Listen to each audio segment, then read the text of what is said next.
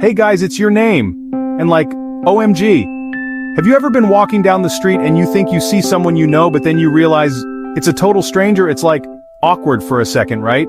But what if that awkward moment turned into your worst nightmare?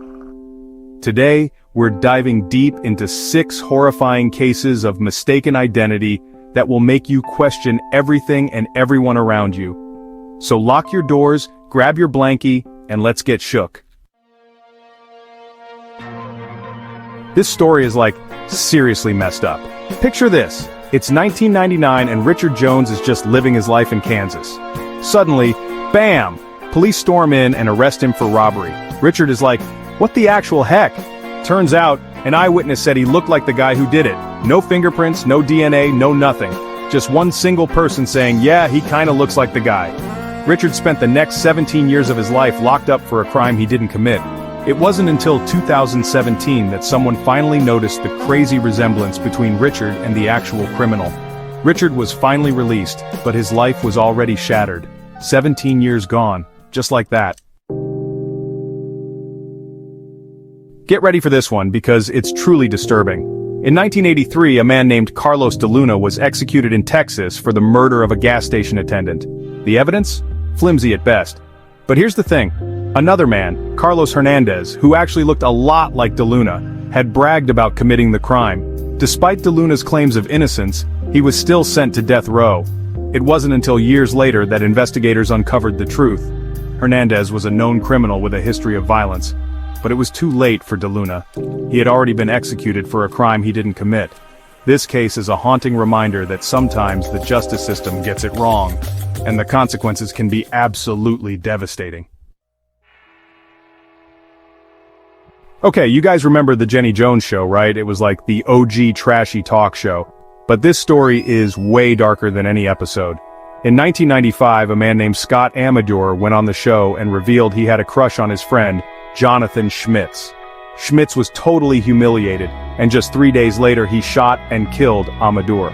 Some people believe that Schmitz might have actually mistaken Amador for someone else entirely, someone from his past who had really hurt him. Like, imagine being so blinded by rage and confusion that you take the wrong person's life. It's a heartbreaking reminder that our actions have serious consequences, and that sometimes, things aren't always what they seem. This case is like something straight out of a horror movie. William Gregory, a normal guy just trying to live his life, suddenly found himself accused of being a serial rapist. Multiple women had picked him out of a lineup. But here's the catch. William was completely innocent. He spent 7 years in prison, 7 years of his life stolen, while the real criminal was still out there. It turned out that the actual rapist looked eerily similar to William. Thankfully, DNA evidence eventually cleared William's name, but the damage was already done. Okay, we all know Bruce Lee, the martial arts legend, right? Well, this is about his son, Brandon Lee, who was also an actor. In 1993, while filming a scene for the movie The Crow, Brandon was fatally shot on set.